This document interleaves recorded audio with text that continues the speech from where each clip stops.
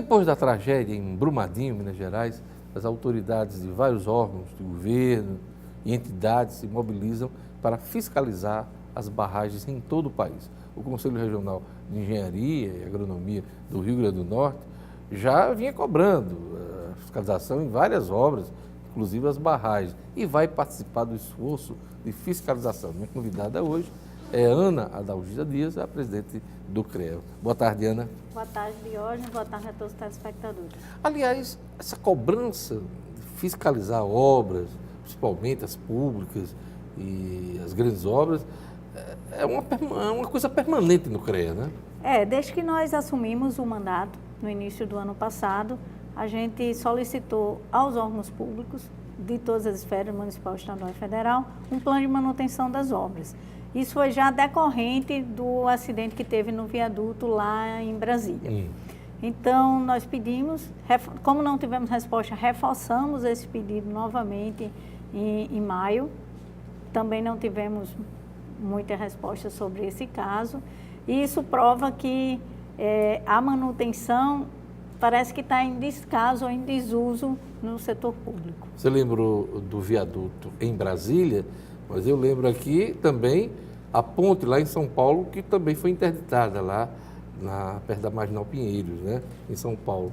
E agora esse acidente muito grave de Brumadinho, 3 anos depois daquele grave acidente em Mariana. Ninguém aprendeu com Mariana, né? Não, ninguém aprendeu. Eu até fiz uma postagem pessoal no meu Instagram que nós não aprendemos nada com a tragédia daquela grandiosidade de Mariana e me questiono quando é que vamos aprender e vamos deixar que o nosso meio ambiente se acabe e a nossa população morra.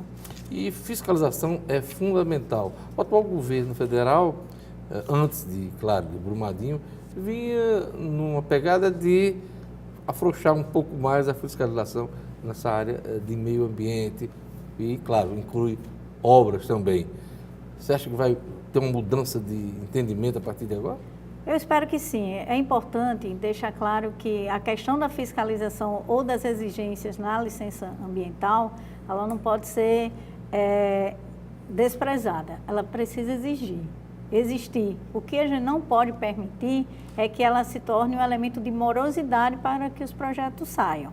Eu acho que é importante que haja critérios para que as obras sejam executadas, haja critério da preservação ambiental, mas também haja ferramentas e mecanismos que desburocratizem o Estado. Quando às vezes a pessoa, a licença ambiental demora muito para sair, ela é muito exigente. Ela tem que ser exigente, o que ela não pode demorar tanto para sair por ineficiência. Agora, muita gente associa desburocratizar a afrouxar. Como é que a gente resolve isso não esse pode dilema? acontecer. Eu acho que existem hoje ferramentas tecnológicas, existe conhecimento e você tem que exigir realmente o maior grau de segurança ambiental para as obras. Agora, o que não pode é também passar de hoje. Às vezes, obras simples levam 3, 4 anos para ser licenciada. Então, aquela obra perdeu até a razão de ser. Isso já é ineficiência Ineficiência, do poder, não é do poder nem público. burocratização, é ineficiência. No caso das barragens aqui, a ANA, que é a Agência Nacional de Água, já tinha divulgado um estudo em novembro apontando o perigo de algumas barragens terem problemas em todo o Nordeste. Aqui no Rio Grande do Norte, 5 foram citadas, né? Isso. Esse trabalho de fiscalização das barragens já estava previsto? A gente tinha solicitado o plano de manutenção das barragens, tá? E também não tivemos resposta. Com esse acidente, nós criamos ontem, segunda-feira, um grupo de trabalho do CREA, multidisciplinar, formado por conselheiros das mais diversas câmaras. A gente tem engenheiro agrônomo, engenheiro civil, geólogo, engenheiro mecânico, engenheiro elétrico e engenheiro de segurança. Esses conselheiros, junto com convidados que também fizemos um convite à Secretaria de Recursos Hídricos, à Secretaria de Agricultura e também já fizemos contato com a Defesa Civil e a Universidade. Hoje vamos ter uma reunião, a primeira reunião desse grupo de trabalho para traçarmos estratégias. Eu acho que cabe uma visita às 5 barragens, prioritariamente. Quais são as 5 barragens, Ana? Eu não sei, sei que uma delas é a Passagem das Traíras. Nós temos, deixa eu ver aqui, Passagem das Traíras, em Jardim Seridó, temos a Marechal Dutra Gargalheiras, né, em Acari, temos a Calabouço, em Pacifica, E outras duas aqui eu não estou vendo, não estou visualizando. Porque tem duas que Riacho são do privadas, Meio em Equador e Barbosa de Baixo em Caicó. Então, Barbosa de Baixo em Caicó, Riacho do Meio em Equador, Marechal Dutra Gargalheiras, em Acari, Passagem das Traíras, em Jardim Seridó, e Calabouço, no município de Pacifica. Então, são essas 5 barragens. O nosso objetivo é fazer uma análise dessa barragem, ver cada membro dessa, digamos, desse grupo de trabalho, qual é a contribuição que cada outro órgão possa dar. E eu acho que a gente não tem só que apontar o problema. Acho que está na hora de também mostrarmos soluções. Quais são as nossas propostas? Então, acho que esse grupo desperta a sociedade para a questão que está acontecendo e a gente pode ser proativo perante a sociedade. A função do CREA é essa, defender a sociedade também. Eu vi na imprensa uma reunião da SEMAR com Defesa Civil. O esforço vai ser conjunto, né? Essa é a nossa proposta. Por isso nós convidamos a SEMAR e a Secretaria de Agricultura. Quando vimos a reportagem que a universidade, através do Departamento de Geofísica, estava também se posicionando, nós já fizemos um contato com o professor.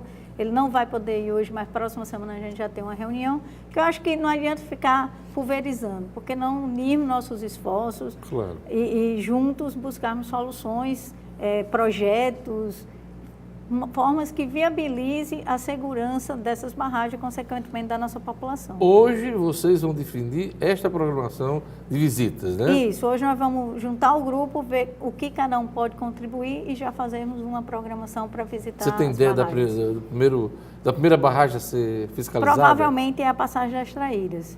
Até porque em Jardim de Seridó. Em Jardim de Seridó. Porque está até circulando uns vídeos de que ela está com rachaduras, tudo, então vamos pegar ela como um piloto para ser a primeira a ser visitada, mas eu vou deixar a cargo do grupo de trabalho fazer o calendário e desenvolver as atividades. No caso de Minas Gerais, nós temos aí barragens para rejeito, né, de minério, com outro, claro, com água, enfim. Qual é a característica aqui e comparando em termos de perigo, o que é que você teria a dizer em relação às barragens aqui do estado? Olha, eu não tenho conhecimento sobre ter grandes barragens de rejeitos aqui. O que a gente que tem mais conhecimento é de água. De água. E é tanto que quando nós solicitamos no ano passado o plano de manutenção, foi que já apontava a Imparne um inverno rigoroso. Então, a nossa preocupação é, será que as barragens estavam prontas, isso no início de 2018, para receber esse inverno rigoroso ou havia risco de rompimento? Então, essa é a nossa preocupação também hoje, já que novamente se aponta que a gente pode ter chuvas normal a elevado. Então, é preciso que a gente tenha essa segurança para a população. Que seja um rompimento de água ou de lama, é sempre danoso. Há algum registro recente de problemas com barragens aqui no Rio Grande do Norte? Não. Que eu saiba, só no final da década de 70, houve aquela barragem lá de Santa Cruz, né, que causou muitos problemas. Chuva muito forte, boa parte da cidade de Santa Cruz foi afetada, registro de mortes, enfim, que eu lembre...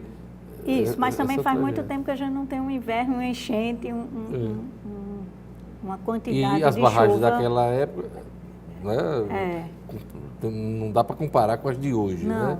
E é importante, assim, a gente sempre bater que é necessário que mesmo estando, digamos, sem estar usando a sua capacidade, esse é o momento que o poder público tem de fazer a sua manutenção, deixar ela pronta para quando vir o inverno já estar preparada e não corra nenhum risco. É só a questão financeira que impede que órgãos públicos e governos deem resposta ao CREA, por exemplo, quando convoca para fazer uma fiscalização de obras, não só de barragens, mas de todo tipo, pontes, até estradas? Olha, Deus, especificamente em relação à manutenção, eu considero 2 itens, cultural e financeiro.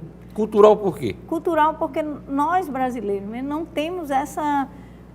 para você ter uma ideia, um edifício residencial, até 10 anos atrás, ele não tinha um manual do proprietário.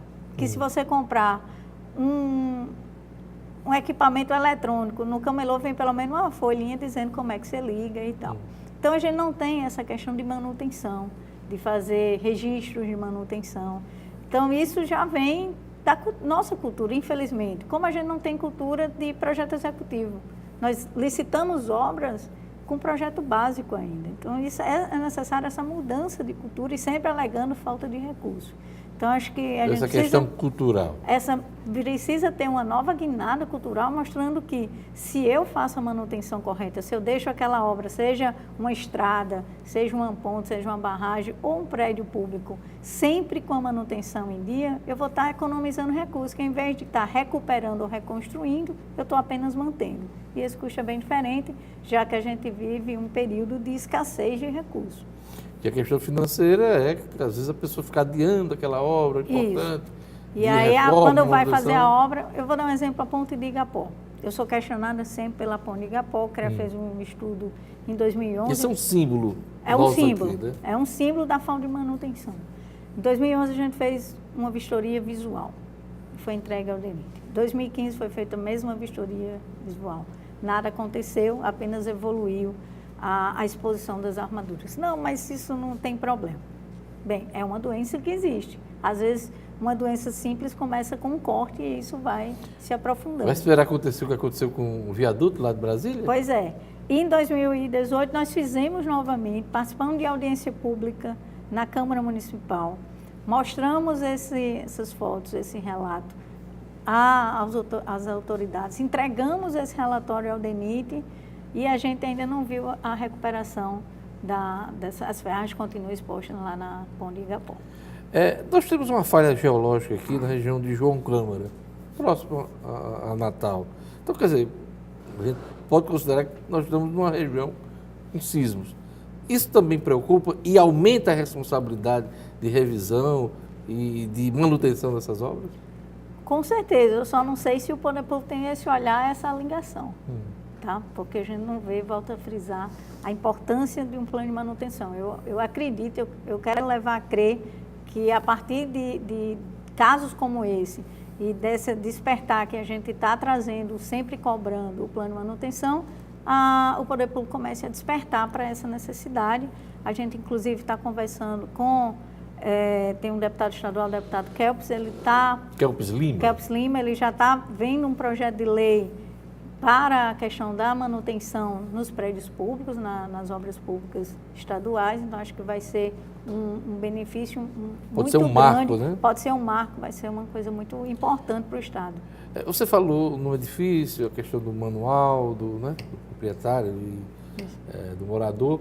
Eu lhe pergunto, em quanto tempo um edifício construído, ele precisa passar por uma manutenção?